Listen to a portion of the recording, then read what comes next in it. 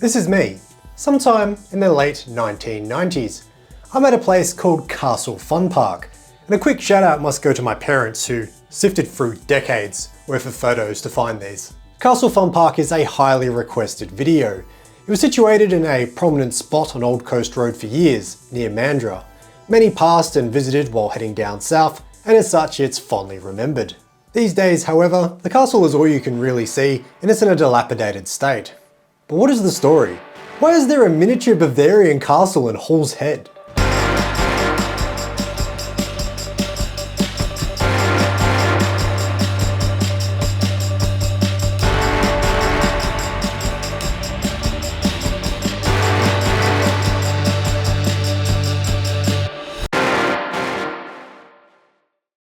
This story starts with a man named George Casper. He was born in 1931 within the state of Bavaria, Germany. He spent his childhood exploring medieval castles, which would inspire him later in life. By 1960, he had moved to Australia as part of the Displaced Persons program. He moved around quite a bit, living in Queensland, Victoria, and New South Wales. At each house, he would build a miniature castle based on his childhood explorations. By 1971, he was in Kalgoorlie, where once again he built a castle in his front yard. This house was located at 51 Boulder Road. The house itself is still there, but is now a lawnmower store. From what I can see, there are no remains of the castle. Regardless, this would become quite well known locally in the 1970s. As such, the Shire contracted George to build a castle for Hammond Park. With his son Roy, a scale replica of the Brightenstein Castle was finished in 1977. This was built with approximately 40,000 gemstones that were collected around the goldfields. In 1979 he moved again, this time to Mandurah. There, he was commissioned by Kevin Parry, of Parry's department store fame, who at this point was running Esplanade Development, to build a similar castle for the under construction Hall's Head Estates. This was based on King Ludwig II's Neuschwanstein Castle, which in real life is found within the Bavarian Alps. The castle was referred to as the Adventureland Castle in the development plan. It was part of an adventure playground that would also include a moat and a miniature railway. The inside of the castle would include a red throne and contain photos and information on the real castle in Germany. With the help of Roy, the castle opened in 1981, but this was followed by an entire village in 1983 called Oberammergau. This was accessed by crossing a small bridge over a small lake from the castle. The individual buildings were cubby-sized and included the likes of a post office, florist, general store, and several others. There was also an inn and even a consecrated church that held weddings and services. I guess that wasn't so small. As such, the village was popular for kids' parties and weddings. The latter I'd love to see photos of. Around 1988, new owners created a theme park around the castle and village called the Castle Fun Park. Eventually, this would include a merry-go-round, bumper cars, mini-golf, playgrounds, and picnic areas. Most notably, there was a 450 square metre swimming pool in the shape of mainland Australia. Tasmania was a fountain, but we'll look closer at this later. George and Roy constructed numerous other miniature historical buildings around the mini-golf, such as the Tower of London and the Beacon Tower. They both returned for minor maintenance over the years, but they were largely uninvolved with the park throughout the 1990s. It was open for several decades, but many sources claimed it declined after the Mandurah Bypass Bridge was built in 1985. This meant there was less traffic going past heading south, limiting the amount of holiday traffic it was accustomed to. I don't think this was the case, however. After all, the bridge had already been constructed for several years before it became a fun park in 1988. And it's not like traffic wasn't going past anymore. The park was on a corner lot and fronted both roads.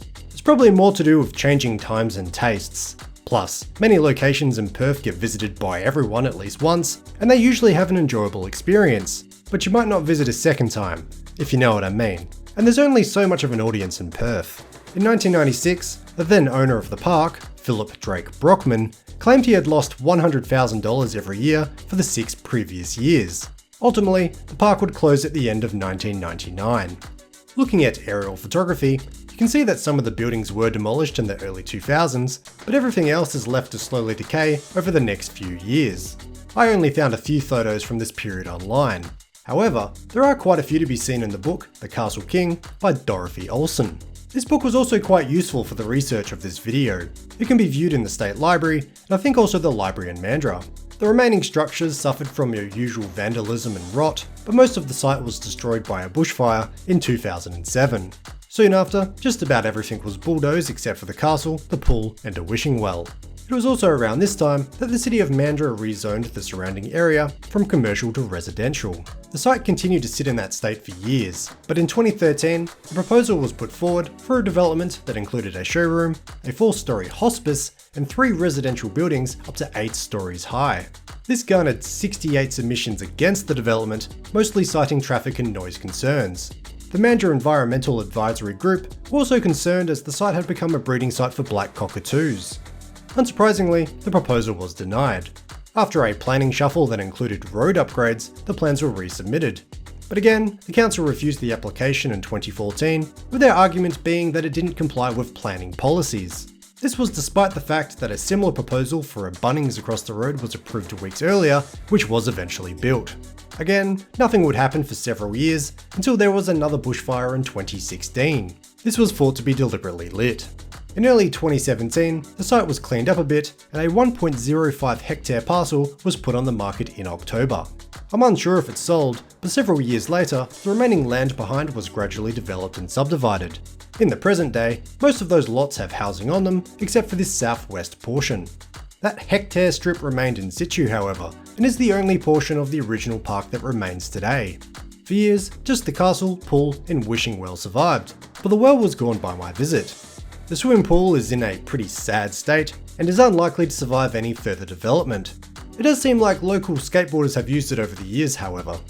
Next to that is the remains of a waterfall that includes an empty utility room. The star of the show, of course, is the castle. While in a somewhat shabby state, it still stands after over 40 years. While there are several holes in the walls, most of the damage is cosmetic. Not too bad, considering multiple fires and several decades of neglect. In April 2021, Darren Blows from Block Property purchased the remaining strip of the undeveloped land.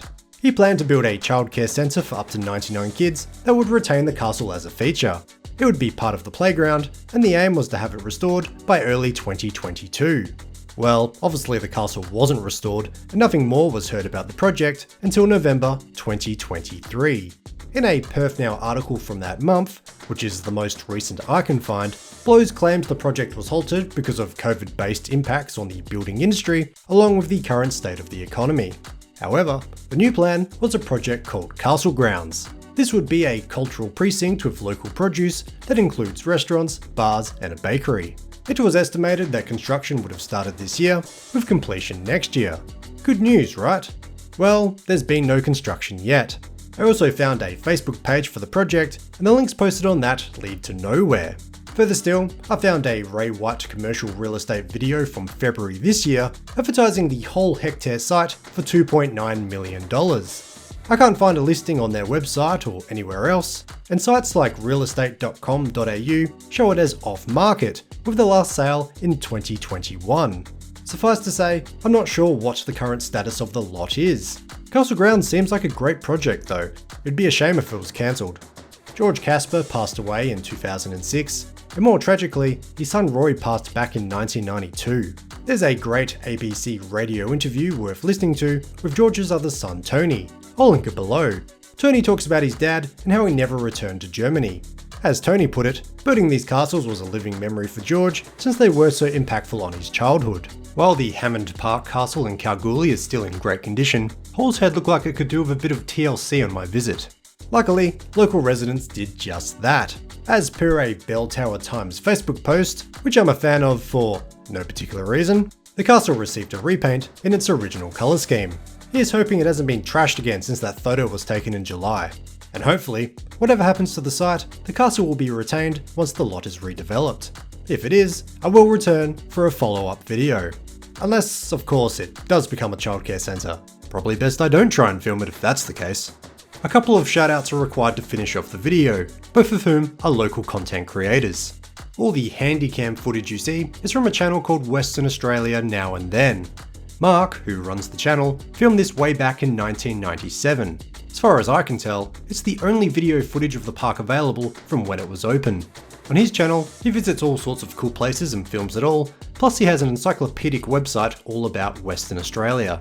Secondly, Delphine from Street Kid Industries found a handful of photos and what appears to be a pamphlet within a Regis apartment that was about to be demolished. She also has a great website and a YouTube channel where she documents Perth.